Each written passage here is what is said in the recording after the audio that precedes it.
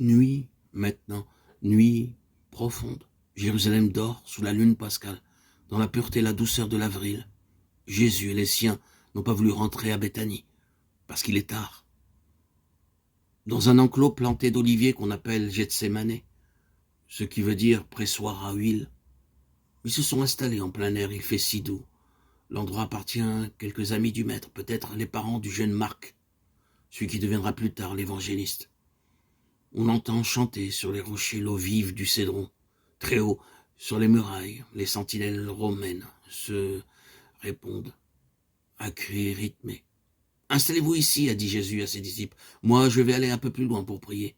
Vous-même priez, priez beaucoup. C'est l'heure où les puissances des ténèbres menacent. » Un peu à l'écart, à genoux entre les troncs des oliviers, Jésus lui-même prie.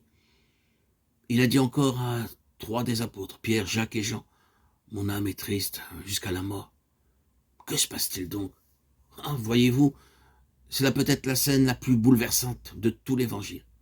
L'agonie au jardin des Oliviers. Jésus est le Fils de Dieu, le Messie, le puissant. Mais en même temps, rappelez-vous, il est aussi un homme. Il sait ce qui va se passer pour lui. Il pressent quelle horrible épreuve l'attend. Eh bien qu'il soit Dieu, l'homme en lui est accablé. Il est seul, épouvantablement seul.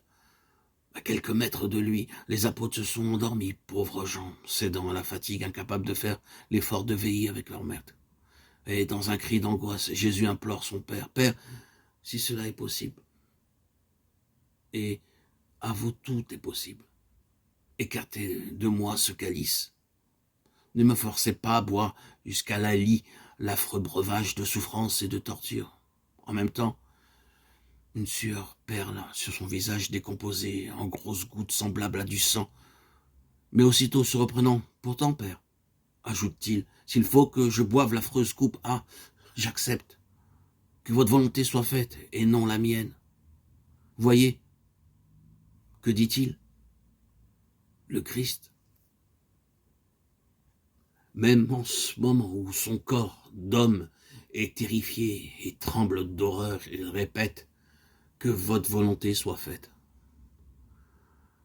C'est volontairement qu'il s'offre en victime. Et ces paroles sont si justes, si admirables, qu'aussitôt des anges accourent auprès de lui afin de le réconforter. C'est alors que dans la nuit, des pas se font entendre, de gros pas lourds sur les cailloux du chemin. Des armes d'acier cliquettent.